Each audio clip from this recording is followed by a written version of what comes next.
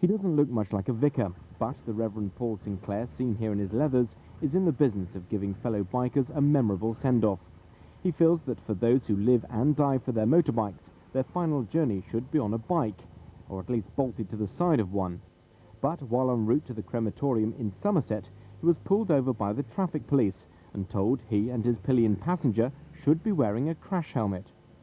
Initially I wasn't too annoyed because, to be fair, the man has to do his job, and if we'd had an accident and he hadn't stopped us, he might have got the blame.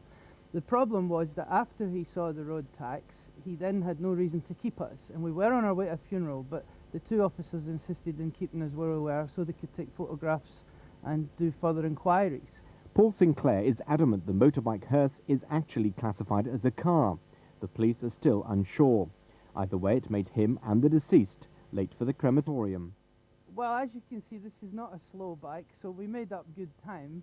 I made up my mind I wouldn't stop again, even if it was for speeding. I made sure I got the deceased his appropriate send-off. I think we might have been a minute late, that was all. How fast were you going then? No comment. Today, the unusual hearse was not stopped on its way to a crematorium in Bristol. The family and friends of 46-year-old Andrew Dyer felt that he would have appreciated a special biker's funeral. He loved his bikes, he loved racing, anything to do with bikes, the whole scene. And I think this is this is what he would have liked, and I think he's going to be happy. Avon and Somerset police say they are still considering whether to prosecute Paul Sinclair for not wearing a crash helmet.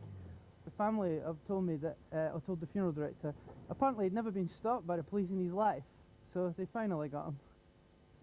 Paul Sinclair will know within 2 weeks if he's in trouble. Until then, he will continue to provide his funeral service without a crash helmet.